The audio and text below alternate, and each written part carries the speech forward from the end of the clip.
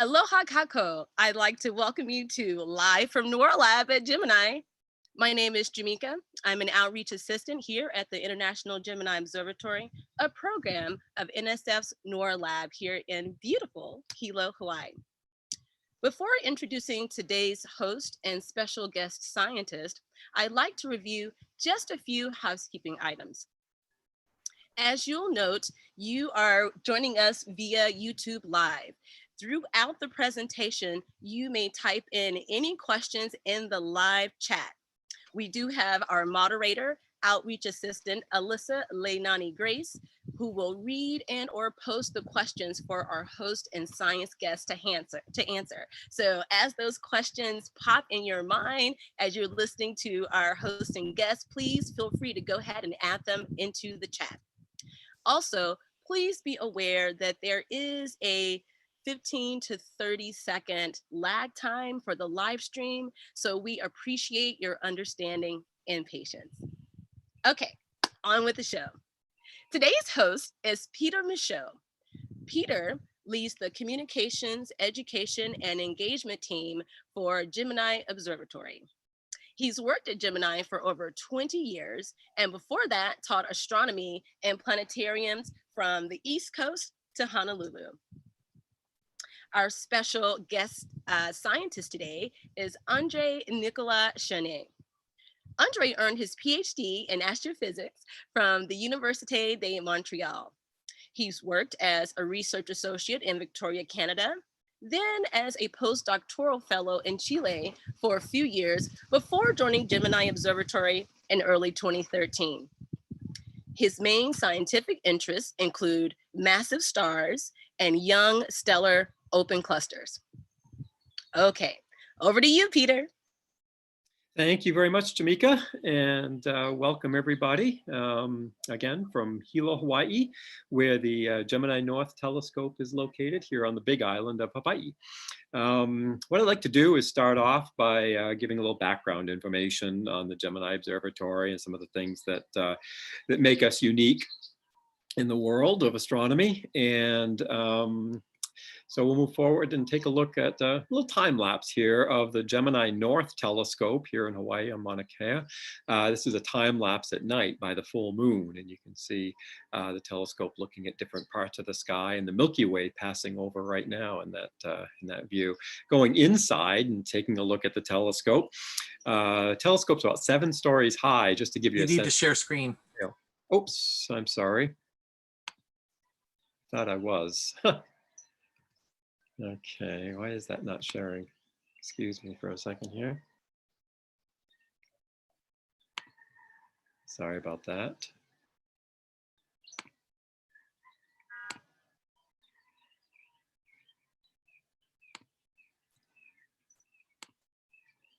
Okay, so we'll go through that again. This is the Gemini North Telescope up on Mauna Kea, time lapse showing it through the course of a night. And you can see the Milky Way going up over top of it now. Now we're going to go inside and take a look at the telescope. The telescope's about 7 stories tall, so it's a big structure. The mirror itself, which is down at the bottom of that, is 8 meters across, about 27 feet. So we collect a lot of light from the sky, and we're looking at the night here by moonlight, and you can see that the sky is actually blue at night. You don't normally see that because the eye is not sensitive enough to see the color of the sky by moonlight, but in a time exposure like this, a time-lapse exposure like this, you can see, and now the moon is setting and the moon was full, so now the sun's rising, and we go back to where we started there. This is Mauna Kea, by the way, looking at it from Mauna Loa, and we'll talk a little geography here in a few minutes. But you can see one of the features that you see when you look at Mauna Kea during the day as time goes by is that the clouds tend to stay at a certain level and don't get too much higher than that most of the time. There are exceptions to that, of course, about 9,000 feet up. And so the top of the mountain at about 14,000 feet stays nice and clear, dry, and dark as nighttime comes on here and the moon comes up again. We can see the nice clear skies, and at night those clouds actually sink down a little bit lower and give a nice pristine clear view of the sky. So that's a little bit of what it looks like on the mountain. Let's talk about where the two Gemini telescopes are located on the Earth. One of them out here in the middle of the Pacific, Gemini North on Mauna Kea on the Big Island of Hawaii, and the other is in Chile. And so collectively, the two telescopes can see both sides of the equator. We can see the entire sky. But let's zoom in a bit more on the Hawaiian island chain, since that's where we're coming to you from today. The Big Island is the big one on this picture off to the right, the lower right. And if we zoom in on that, you can see some features here that are kind of interesting, including two white blobs on either side of the middle of the island. The one near the top is snow on the top of Mauna Kea, and then the one below that is on Mauna Loa. Mauna Loa tends to be not quite, it's a shallower, more gradual peak. And so the snow actually looks more extensive there, but they're both very nearly the same height. Mauna Loa is a few hundred feet lower than Mauna Kea, but Mauna Kea is the one on the top. And yes, we do have snow in Hawaii, and that's we'll take a closer look at that in a few moments. One more feature you can see on this image is down towards the lower right, a red glow down there. That's because when this image was taken, the lava was flowing. We have one of the world's most active volcanoes here on the Big Island, Kilauea. Currently, it's not doing very much, but several years ago, it was very active and was for the last 30 years or so. And in fact, you may recall that there was quite an extensive lava flow about a year and a half ago. And caused a lot of damage. And so the Big Island is geologically very interesting. Lots of things going on here on the Big Island. Our headquarters on the Big Island are here in Hilo. It rains a lot in Hilo, and you'd think, well, if it rains so much, why would you build astronomical observatories on the Big Island? Well, the rain falls on Hilo, but by the time the air has moved up the mountain, all the moisture has been wrung out basically over the Hilo side of the island, and it's nice and dry and clear on the mountain most of the time. Of course, not all the time, but most of the time. Our headquarters is also where we do remote observations. And so most of the observations that we make are done from our control room in Hilo. And you can also see out front, there are several flags from the international partnership that make up the observatory. The twin Gemini telescopes, like I said, are located on both sides of the equator. Now, this is not to scale, obviously, but one in Chile and one in Hawaii. And collectively, they can see the sky from both hemispheres. And we can see the entire night sky between the two telescopes. The mirrors, like I said, are 8 meters across, about 27 feet across. And they're essentially identical, except some of the instruments are different that we use on the two telescopes. But the advantage is by having two telescopes on each side of the equator, we can see the entire sky. This is the Gemini South telescope here on a particularly pretty sunset. Normally, astronomers don't like to see clouds like this at sunset, but these clouds actually dissipated and went away, and it was a clear night after those clouds went away. But it's on a mountain called Cerro Pachón in Chile, a particularly striking location in Chile. This time lapse, I showed a smaller version of this earlier, but this is, again, showing one day looking at Mauna Kea and watching what happens in the atmosphere. And you can see the clouds forming as the island heats up. The clouds get a little bit thicker and a little bit more prevalent. Off to the right is Hilo in this image, and it's probably raining in Hilo at about that time. But as the sun goes down and the island cools, and in this case, the moon's going to come up to show us what's happening, those clouds tend to sink down and again, keep the top of the mountain clear, dry, and very stable. One of the nice things about Mauna Kea being in the middle of the Pacific is the air is very, very stable. And so we get very good resolution or very good clarity of objects in the sky because there isn't a lot of turbulence in the air overhead. Getting back to the geology, though, of the Big Island, again, we do have a lot of volcanoes, volcanic activity here. Kilauea, also Mauna Loa has been active. And its last activity was in 1984, as a matter of fact, and the lava got to within about 5 miles of Hilo here on the Big Island. So it is an issue. However, on Mauna Kea, it's been about 4,500 years since there's been any active volcanoes. And so nowadays, you're more apt to see something like this, which is one of the winter snowstorms on the mountain. This is from a webcam that points towards Gemini. You can monitor this if you go to just Google Mauna Kea webcams, and you'll see views like this. And when we get one of these winter storms, it can get a little bit extreme. There are times when the snow drifts can reach 10, 15 feet deep. Oftentimes, after a storm like this, the atmosphere can get very clear. And so astronomers will be very anxious to get back on the sky. But if you look carefully at this image, you can see that there's snow up on the dome. And you really don't want to open the dome and there's snow and ice on it because it can fall down on the telescope. So we have to get all of that cleared away. And once all the snow is cleared away and the snow blowers have come in to allow people to come to the telescope and check up on all the instruments and whatnot, then we can get back on the sky and observe again. Even after a snowstorm like this. We also have other extreme weather, especially in the wintertime. We can get winds 100 or even more miles per hour. It happens a couple times a year often. And so we do have to deal with some inclement weather at times, but about 80% of the time we get conditions where we can observe the sky in very exquisite conditions.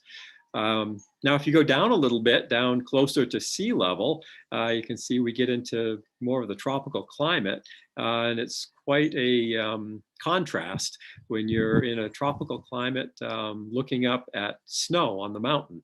And this is an example of what you might see in January or February, looking up towards Mauna Kea from down in some of the pasture lands down below.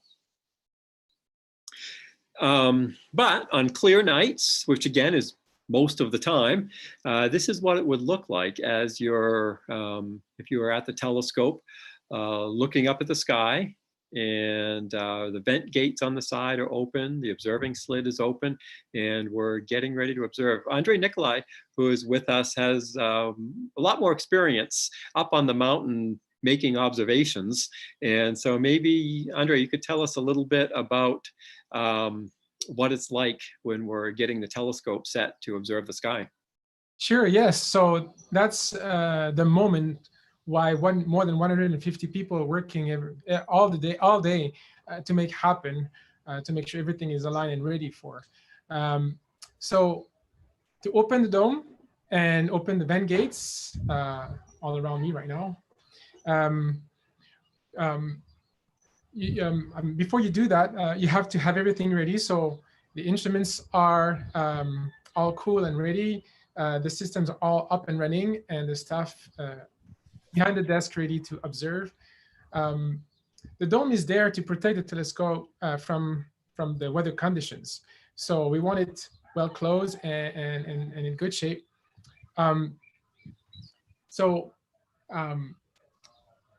But when we open the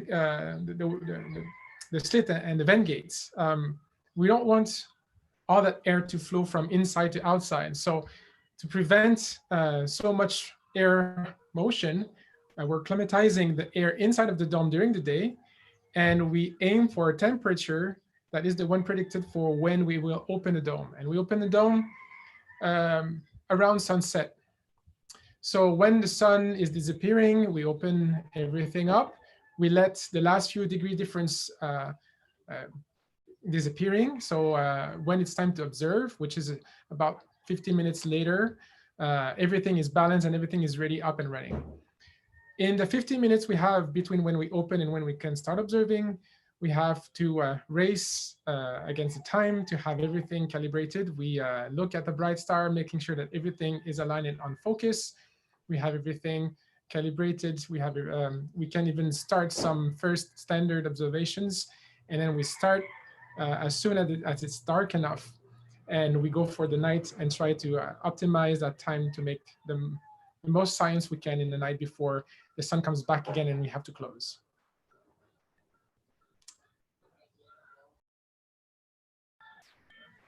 Oh, thank you, André-Nicolas. You caught me having a little snack here. Sorry.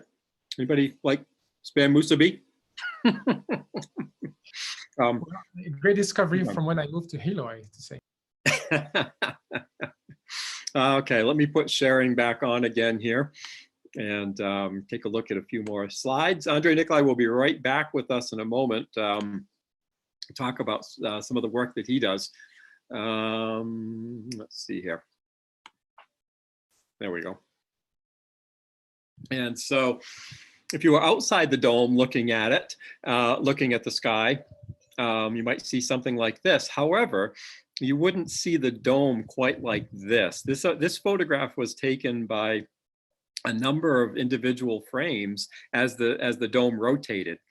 And so it sort of painted a picture of the open slit in the interior of the telescope, and sort of made the dome go away. So this is what the telescope would look like if half of the dome were gone, and you could see the telescope sitting at the observatory at night. So I want to focus on a topic now, a special topic for today's program that André-Nicolas is especially knowledgeable about, is about an instrument called GRACES, which is a long actually it's an acronym within an acronym, and so I won't go into the acronym, but it's a very unique instrument or setup where we take the light from the Gemini Observatory and we use a fiber optic cable to take it to that telescope in the background there, that white telescope called the Canada-France-Hawaii telescope. The Canada-France-Hawaii telescope has a mirror that's about 3.5 meters across. So it's a big telescope, and a wonderful, great telescope that has produced an awful lot of amazing science. But Gemini has an 8-meter mirror, so we can collect more light. And so what we've done is we've worked out an arrangement where the light from Gemini goes over via fiber optic cable to the Canada-France-Hawaii telescope to use one of the spectrographs over there. And so André-Nicolas, why don't you go ahead and tell us, André-Nicolas, by the way, was the one who led this effort to build this instrument that allowed these two telescopes to work so well together. Yeah, absolutely. So the big questions we had to ask is, how can we have such a great spectrograph, which is the instrument that is GRACES, without having to pay the full price for getting a new one? You have to understand that the minimum cost for such an instrument is about $5 million. But more realistically, if you take into account all the expenses, it's more in the $10 million. So for about 15 times less of that price, if not 20, depending on how you calculate that, we could get the same results, because the Canada-France-Hawaii already own a fantastic spectrograph, extremely efficient, with high resolution, exactly what we wish we had. And ideally, we would have brought that spectrograph over, but they like it and they want to continue using it. So that's how we decided to work in collaboration. And that's one great example of how observatories can work together on Mauna Kea. And Canada-France-Hawaii is especially a great group of people to work with. They are always excited by science and discoveries and innovation. So the big challenge was then to carry the light from the Gemini side and bring it over to the CFHT side, which is about 250 meters away from one another. So, of course, one may say, well, an optical cable, an optical fiber is the obvious answer. Yes, it is. Yet, never in the past before this instrument was that ever achieved. The reason for that, the reasons for that are multiple. First of that is, for a long time, the fibers were not of high quality enough to achieve such a challenge.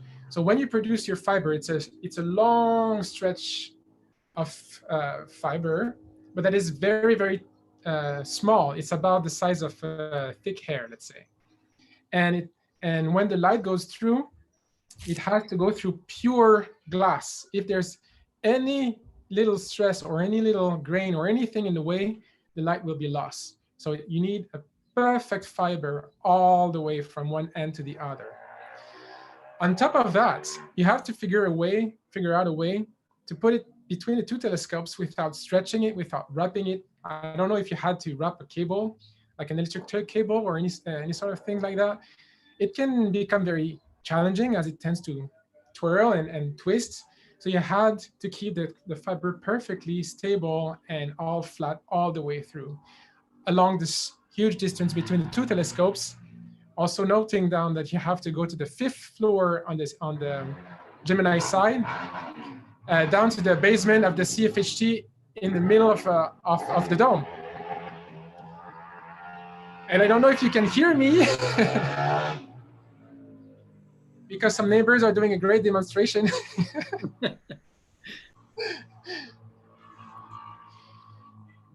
So, you want me to take it for a little bit?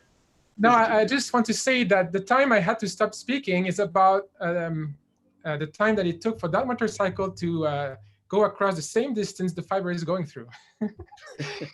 When we first plugged the whole thing, we didn't know what to expect. So the tube that you see on this image on the far, I think it should display on your far right, this was already in place because there was already a previous idea for connecting the two telescopes.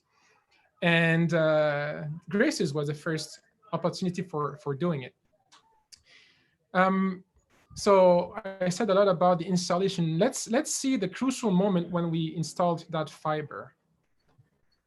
So Peter will help me and go through all the steps for making that video appear. So now you see John White, optical engineer at Gemini, also mechanical and electrical. He knows everything basically. And what you're seeing now is a white string that goes all across from CFHT, we're at CFHT right now, all the way to Gemini. And he's holding right now some weights that are protecting the end of the fiber because the end of the fiber are critical. This is the surface where the light will come in. So you're now entering the conduit between the two telescopes. That's the dirt. It's at the top right now. The dirt is the bottom of the pipeline. So you'll see that as we're pulling, this is 2,000 times faster than reality. It took for a long time to do that. We're going across this whole pipeline. It was pulled very slowly. Make sure not to stretch the cable, not to twist it. So you'll see it's staying pretty steady. It doesn't twist that much. It doesn't twirl that much. Maybe at some times, but not too much. And now that we're at normal speed, we're exiting on the other side, on the Gemini side. And this is Eduardo Tapia, other very important engineer at Gemini, carefully pulling out the end.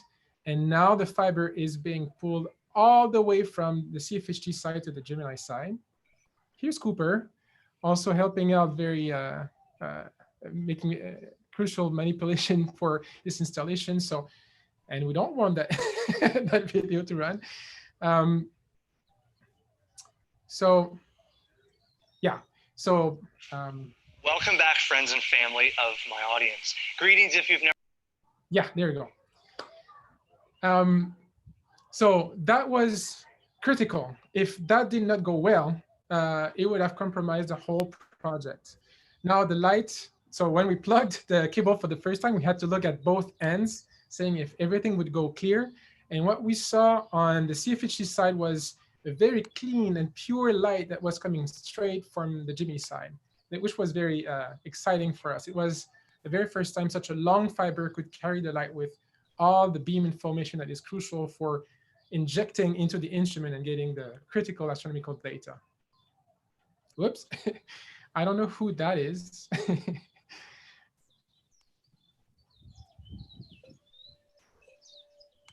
So Peter, I think, are you going back to,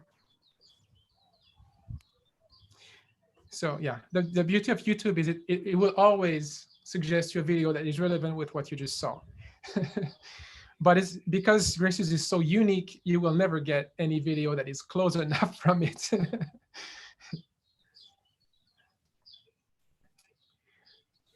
So I think, Peter, you need to go bring back the keynote. Yeah, I will do that. Let's see here, keynote. Okay. Yeah.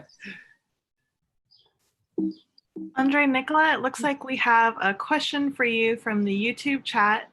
Jenny Berkewis wants to know, how does that last turn affect the fiber info quality? What is that last turn? Impact the light quality? How does it affect the light quality? So what would have happened would the installation failed is the fiber to be pinched. So the key for the fiber was to protect it with a very, very strong wrapping, very strong and rigid. So would the installation have failed, the fiber inside the protection would have bundled and touched the side. And if the cable had twisted or made a loop or anything of that sort, it would risk one place to pinch or even stretch or have marks. Any sort of contact like this would eventually make the light to leave the trajectory. And instead of staying along the fiber, it would go straight outside and then hit the protector instead of continuing its way. Also, I think it's safe to say that any curves or the radius of any curves that the fiber makes are very gradual so that it doesn't bend a lot over a short distance, right? So that you don't get any kinks that way too, yeah? Exactly, so there are a couple turns and couple bends. The protector itself prevents any loop that is smaller than 1/4 of a meter or something like that. So that's way within the limits that is allowed by the fiber. Would you force it? You would have to put a lot of force. You may break that minimum, but so far the protector was made so it would follow all those turns and those little bends without going beyond the limit of what is allowed for the cable to bend. And if I can add also, André-Nicolas, the throughput of the fiber is very high and higher than was anticipated, correct? Yes, that's exactly true. So the expectations was that such a long fiber would eat up a lot of the light, because across the way, the light, even though the fiber is very pure, it would have to go through the glass, and the glass would absorb some of it. It is actually the case when you mentioned the blue light. The bluer light is absorbed more than half or about. On the red light, we were very, very shocked to see that not only it's not very much absorbed, but it feels like it's merely absorbed at all. And if you look on the red light, it's almost as if the spectrograph was sitting at the Gemini telescope. It's as if the 270-meter fiber itself was invisible, which is a great achievement. Plus, if you take into account that the mirror at Gemini is silver, then we get even more red light. So Graces, which is using the CFHT spectrograph, but with a mirror at Gemini, is even better than just scaling up the CFHT mirror to the same size if you're observing in the red light. If you're observing on the blue light, you better go to CFHT though. So we made possible a certain type of observation that is nowhere to find any equivalent, or very few places where you would find the equivalent. What we're displaying right now is a system, one of the first systems that was observed with Graces. In the middle, you have a big star showing a lot of spots and flares surrounded by a planet that looks a little bit like Jupiter, but with a thicker disk. André-Nicolas, can I just interject? This is artwork, by the way. This is not an actual image of an object. That's very important to me. Yeah, it's an artwork. While you're there, would you remind me? Oh, yeah, the name is V830 Tau. And it's a very interesting observation because this star is in formation right now. It's merely, that is not the sound of a forming star, but it's about as turbulent as this motorcycle. It's merely 2 million year old, and you have spots on it and flares and a lot of things going on. At the same time, you have this planet orbiting it. And when you observe it from the ground, you don't see that many details. And this is why we had to ask an artist to reproduce what it should look like. All you see is just a single spot of light. And then with GRACES, you try to use the information from the instrument to isolate all the information. What the science team had to do was to isolate all the signal coming from all those dark spots, all those flares, and everything that is happening on the star, remove that, and then tiny was the signal of that Jupiter-like planet near it. Once they could get that signal, what they found was the distance between that planet and the star was very, very small. That answered a very critical question. The question was, how much time does it take for a planet like Jupiter to migrate from outward where it was formed when everything was formed very early in the process, and when it migrates inward closer to the host star? Because this star is only 2 million years old, having that planet so close to it gives us the answer that, at least in that case, and possibly in most cases, that migration happens almost immediately, which means that this is caused by friction that is happening between the forming planet, because that big Jupiter planet is still very young, and all the material around it. And this brings it closer to the star. The other possibility was that it would stay far and wait for other planets to be formed, and with interaction with the other planets, this would make it migrate. This seems to be less likely than what we're observing right now. So it's an early migration caused by friction with all the viscous material around it. So that was a big groundbreaking discovery that was possible very early on GRACE's life. On the next slide, there's another system that was revealed by GRACES. So you're getting the answer. The answer is, this was a system of a white dwarf surrounded by, orbiting with red giants. The red giant was giving, its material, and then it eventually exploded in a supernova. So when the supernova exploded, you can see that white dwarf being completely ejected from the system. And it's ejected at such a high speed that it went past us at such a speed that we know it's a speed that is high enough to eventually escape our Milky Way. So the first observations were showing that this was a high-speed white dwarf. We didn't know where it was coming from, but observation with GRACES allowed us to analyze all the elements that constrain the possibilities into that one system that exploded right now. So it was such a massive and powerful explosion that it really ejected the white dwarf as if it was a gun bullet. And luckily it went close to us, so we had time to catch it before it escapes. In a couple thousands of years from now, it will eventually escape our Milky Way.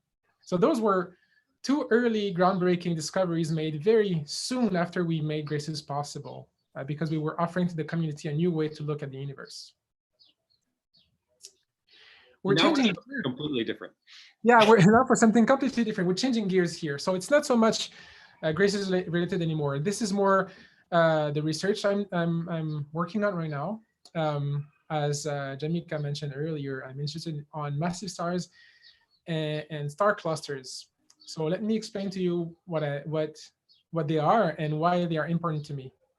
So what you're seeing here is a class picture of kindergartners And I label them as young star clusters. Essentially, what I mean there is the same way stars, when you see them all together, they're a bit like a classroom. In a classroom, you have kiddos that are all pretty much at the same age, and they pretty much all come from the same area.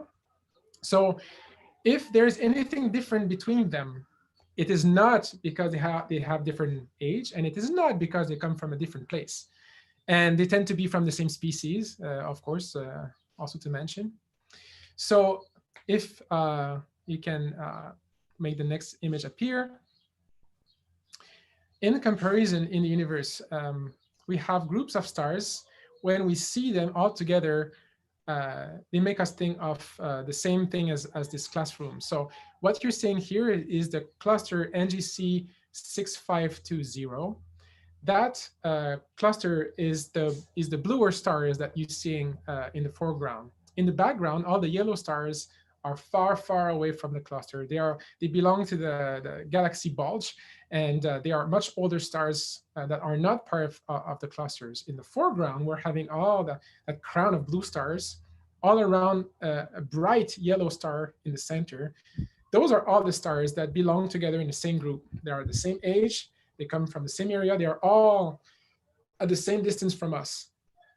This is really crucial for us to have access to. So we can study them. So if I compare those stars one with one another, they all have different brightness. Different brightness means that they're physically different. So what it means there is they have a different mass. And the one in the center is yellow and bright. Why is it not blue like the others?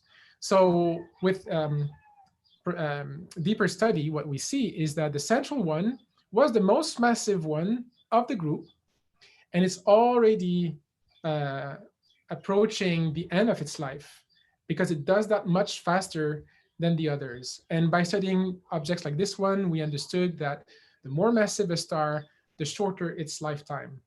And we discovered a lot of other things like that. And one thing among the many things we can study with the clusters, I mentioned it shortly before, it's the distance. So they're all at the same distance, and that's very crucial because that distance can be determined quite accurately. And Peter, if you can bring the next slide.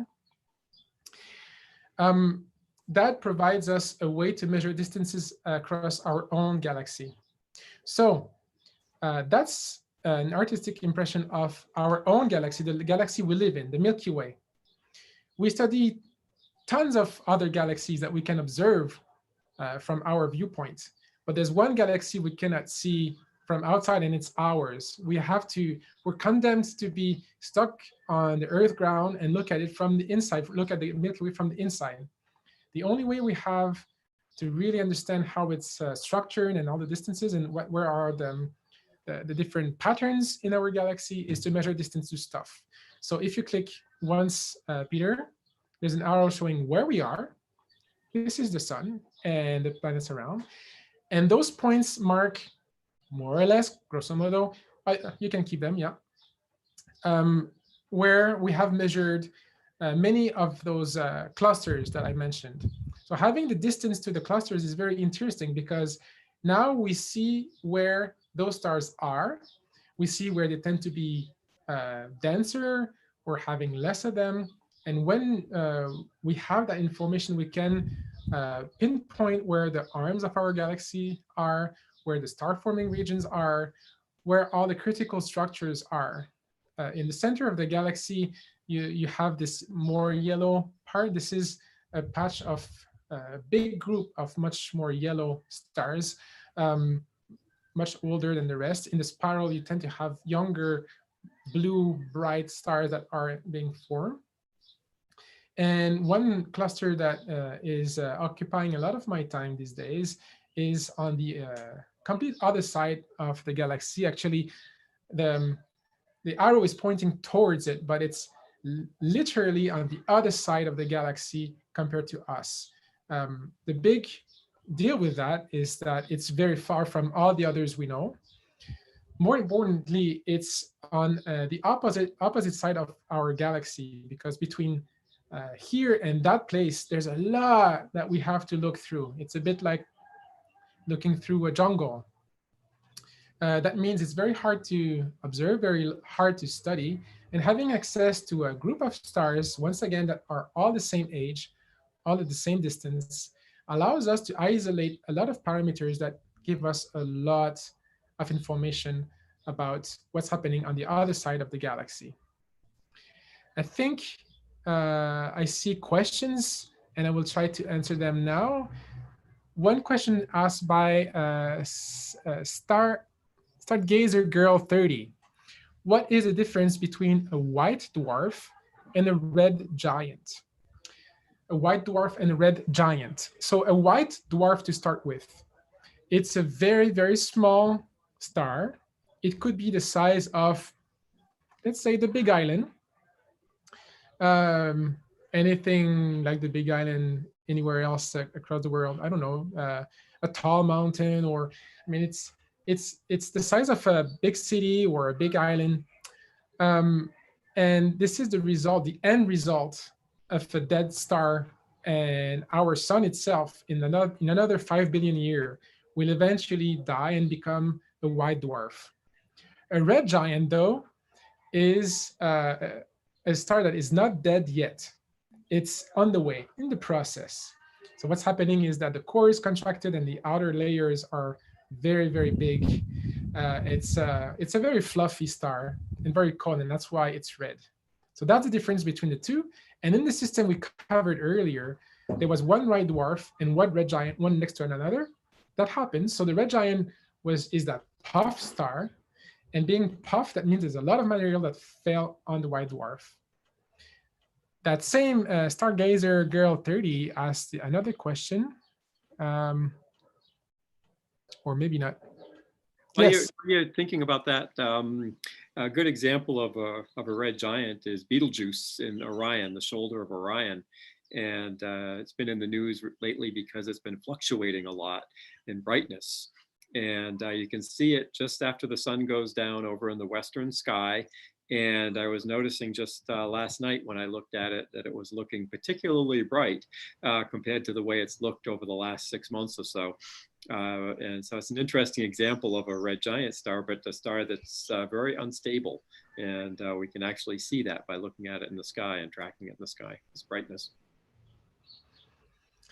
And the next question was, what does the color of stars tell us? The main thing that colors tell us is the temperature. So if I ask you, what is the hottest, a blue star or a red star? Yes, you're right. It's a blue star is the hottest. So from human experience, we tend to think that red is hot and blue is cold, essentially because fire is red and because ice is blue. But when it's about light, a blue light is much hotter than a red light. And for example, your same fire that is red is much colder than if you have like propane flame that is more blue, especially at the tip where the temperature is at the highest. So blue stars are hotter, and that's the main parameter we can get from the color. And the leeway to the next question being, how do we determine the age and the distance to stars? So there's a range of techniques that can be used. When they are in a cluster, the beauty of it is that we know it's the same age for all the stars. We know it's the same distance. So we have lot less things to investigate. Once you reduce down the things you have to constrain, you're left with distance and the amount of stuff that you have between that group of stars and yourself. Those are the two main parameters that you're left to adjust. And because we understand the evolution of stars, there's a lot of models that can be used to get those two parameters. I don't want to get into too much details because that will take too long. But basically, there's a lot of physics that has been developed over the course of the last centuries, and especially in the last century.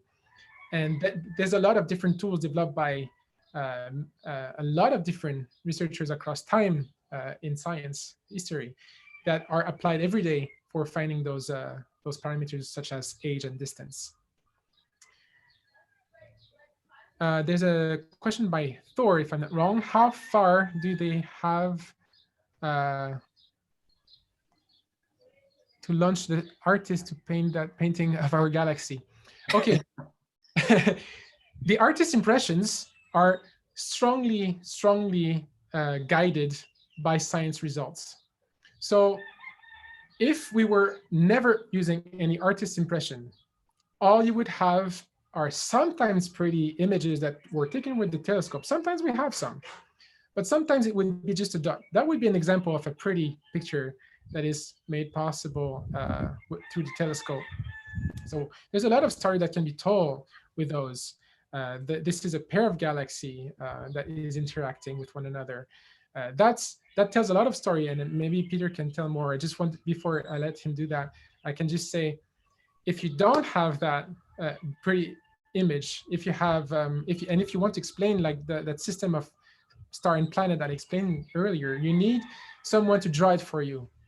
So the scientists tell them, make sure this is red, make sure this is green, make sure this is blue, make sure this is round, make sure this is oval, and so on and so forth. And the artist says, I can do it. And this is how this collaboration can produce the clearest image we can give to illustrate what we just found. So our own galaxy was, the drawing of our galaxy was guided by all the discoveries about all the distances of different stars, different gas, different objects. And we're still, I mean, every day, one of my jobs is to improve that knowledge. So the next time an artist will have to draw our galaxy, they may have to change certain things because I found new things. Not just me, my collaborators as well, of course. Let me just take 2 minutes to mention that if you want to know how it is to work at Gemini and make science possible, we created a card game that is called the Gemini card game. If you want more details about it, you can get to that web page there, www.gemini.edu/GCG for Gemini card game, so GCG. And we made all the design available for download. You can download all the cards and you follow the recipe how to make your 90 card game deck. You can print, if you print 6 cards per letter paper page, you can have the right dimension to fit within a little card sleeve. I think I have one here, if I can show it. So that's the size of, it's not just paper. And then if you have card sleeves at home, you can insert them in. And then you have perfectly playable cards for your game. So it's a collaborative game, up to 4 players to work together and to quote with the weather conditions to observe as many targets that will complete scientific programs for the newest discoveries. And you have only 12 rounds across a full semester to achieve that. I hope you enjoy it. If you have any questions, there are contact information on the webpage. And yeah, try it. Instructions too with the video, correct? There's a video, there's a rule book. We try to be as clear as we can about how the game plays. It's a fun game. We've played it more than oftentimes. Okay, up to you, Peter. Thank you, André-Nicolas. And at this point, if there are any more questions, I'd love to try to answer some of the questions from folks.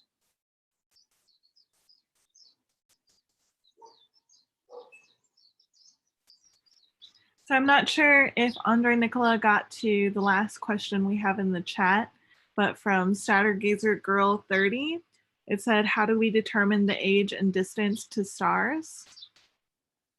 Yeah, so I did touch base on that. I can go a little further. So the key here is to know how luminous is an object. If you know how luminous the object is, then you can use its brightness. So I use 2 terms here, luminosity and brightness. They're not the same thing. So let's do the thought experiment. Let's take a candle and you light it. And you have a series of candles, they are all the same and you all light them. If they're all together in front of you, they are all the same brightness because they are all the same luminosity and all at the same distance of you. But if you take one and you push it further away from you, even though it's the same luminosity for the two candles, because one is further away, it will be less bright. So you can use the how dim an object is to get its distance. So if you know how luminous it should be, by measuring its brightness, you get the distance. Now, the challenge is to get that luminosity, how luminous is an object. It's more than often very challenging because we can be wrong sometimes by a factor 100, which destroys completely your intention in getting the distance. But there are some objects that are well behaved, and that allows us to get a very good constraint on how luminous they are. Therefore, once we see how bright they are, we can get the distance. One type is a type of varying star. It's very nice because the exact shape of the change of brightness corresponds exactly to its luminosity. So all you have to do is to measure how it varies with time. So you take one measurement every hour, sometimes every minute because it varies very quickly. And that variation can be used to get directly the luminosity. So you know how luminous it is, you measure how bright it is, and then that gives you the distance. That is very crucial, but there are other techniques to get distance. As for the age, you know if it's a red giant, it has to be at least that old, because to get to that phase, you have to be at least a certain a billion of year old to get there. And there are different techniques like that. I think this leads well into the next question from Thor, also just added to the chat. It says, do star composition vary greatly, and wouldn't that change the color? Yes and yes. If you go back very early in the history of the universe, most, if not everything, was only hydrogen, helium, and you sparkle it with a little bit of lithium. That's it. And it's the process happening in the core of the first stars that produced all the other elements, like carbon, nitrogen, oxygen, and all the other elements, eventually iron, and even after when the first stars exploded, you could have even heavier elements like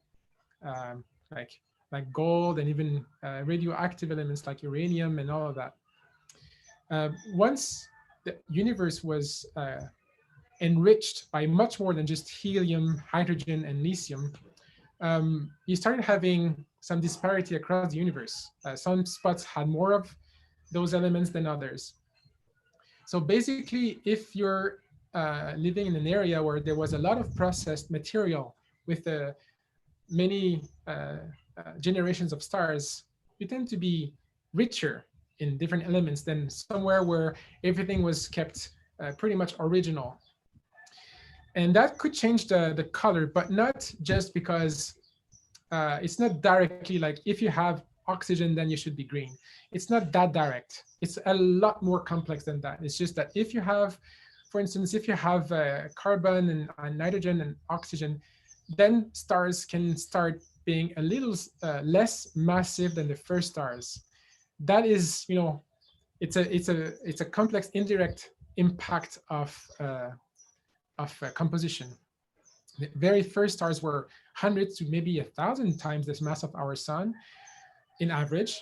And most of the stars nowadays are, pretty much the size of our sun. So being enriched with new elements allowed stars to be smaller, and smaller stars tend to have different colors. So this is how composition can eventually change the color.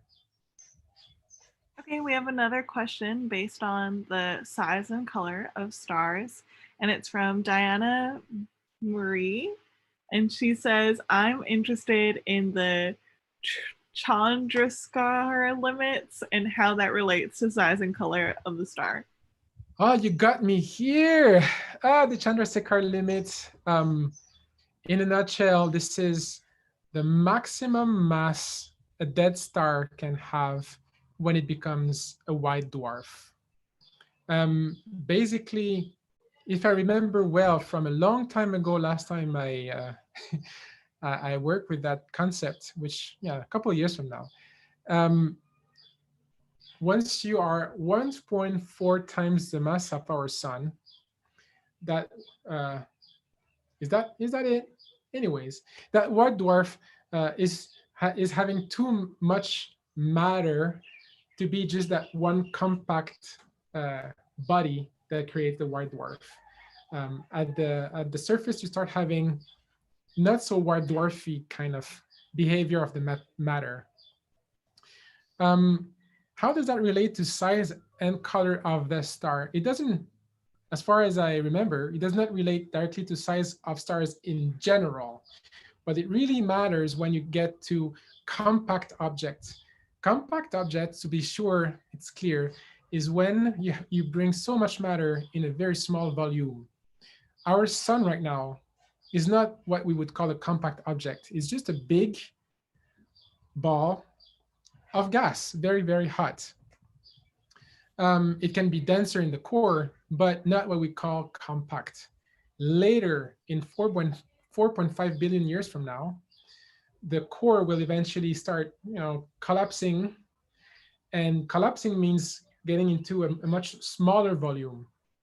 And in 5 billion years from now, that volume will become very, very small. And all that matter will eventually be trapped in that small volume. This is where the Chandrasekhar limit is really taking into account.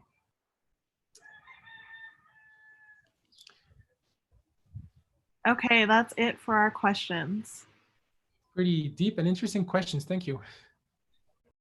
Yes, and thank you, André-Nicolas, for joining us today and for joining us out there on YouTube for our presentation. And join us next week. Next week, we will be coming on Wednesday, 1 o'clock Hawaii time. That would be 4 o'clock Mountain time and 7 o'clock Eastern time. So we look forward to seeing you next week. Thank you. Ahoy ho!